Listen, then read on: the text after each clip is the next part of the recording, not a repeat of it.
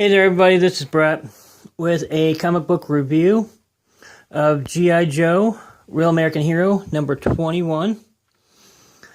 This issue is one of the underrated comics of all time, I believe.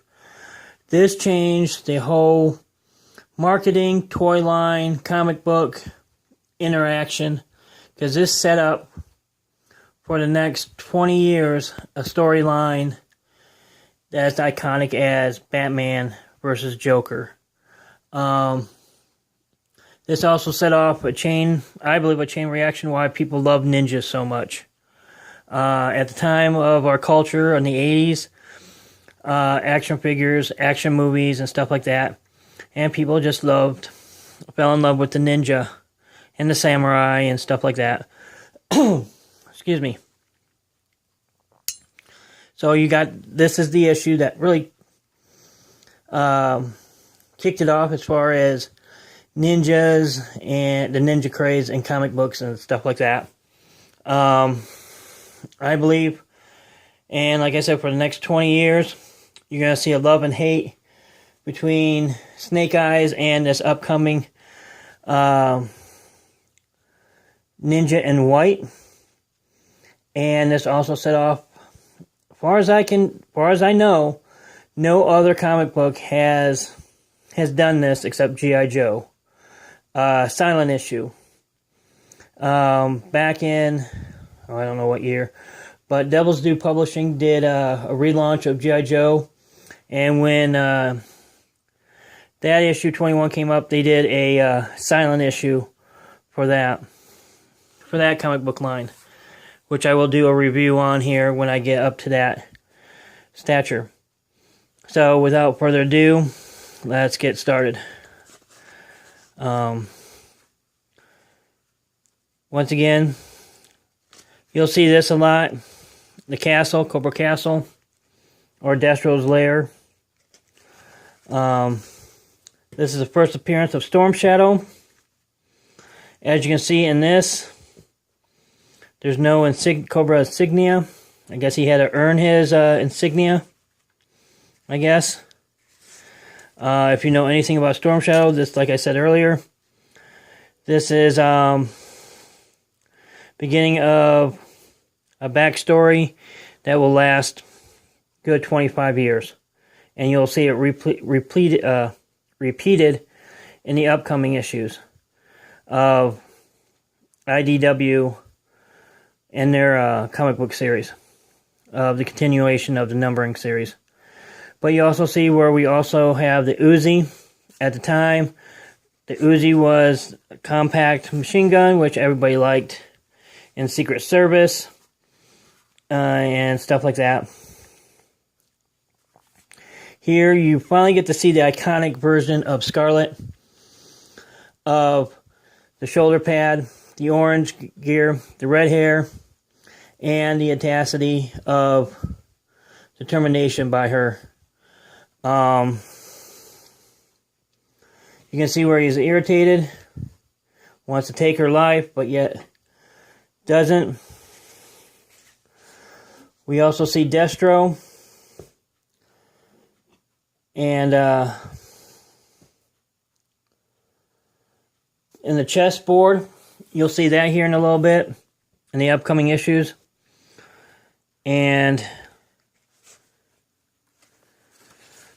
once again, we see Scarlet and her tenacity. And you see how, for a while there, this was the, you saw this type of chessboard a lot in the upcoming, like, 5 or 6 issues, if I remember correctly.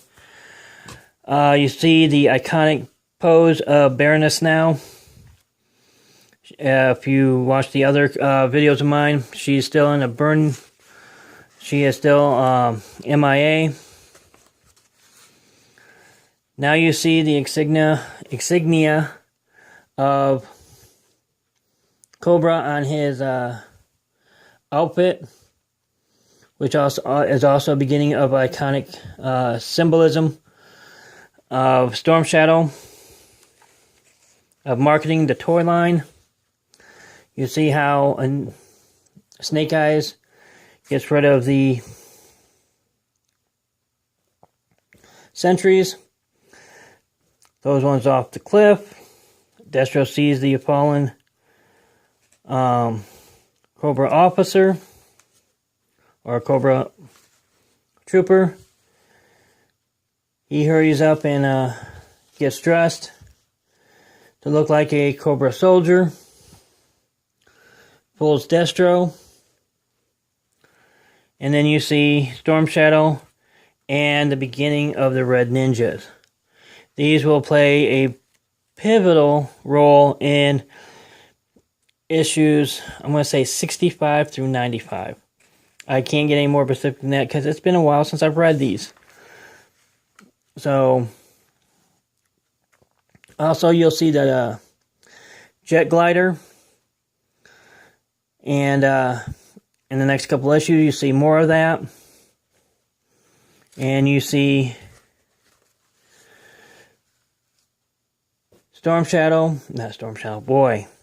Snake Eyes going up against the Red Ninja Masters, or Red Ninjas. And then you see that Snake Eyes doesn't care about being subtle anymore. They know he's here, so he's going to dispose of him any way he can. And then Storm Shadow and the Red Ninja attack him. And then you're going to start seeing something that's going to play out for years to come in the G.I. Joe line, like I've said earlier. And you start to see the friendship / romance between Scarlet and Snake Eyes. And you're starting to see how powerful Snake Eyes is.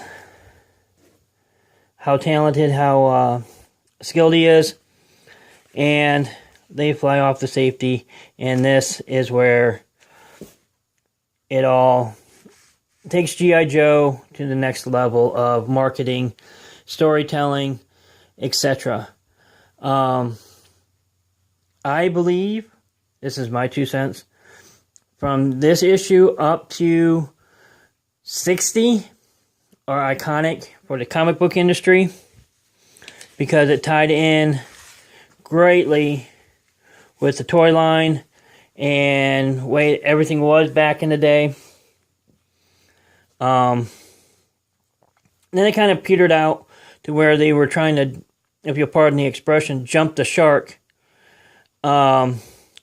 60 through 100. Like I said, it's been a while since I read them.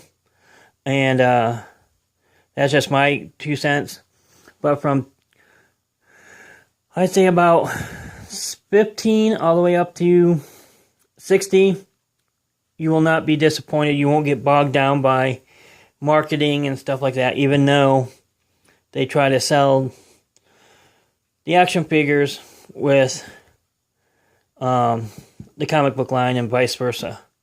So, anyways, it's a great, it's underrated. That's all there is to it. Comic book in comic book history. So let me know what you think in the comment section below. I'd like to hear from you. And until next time, take it easy. Stay out of trouble. Bye.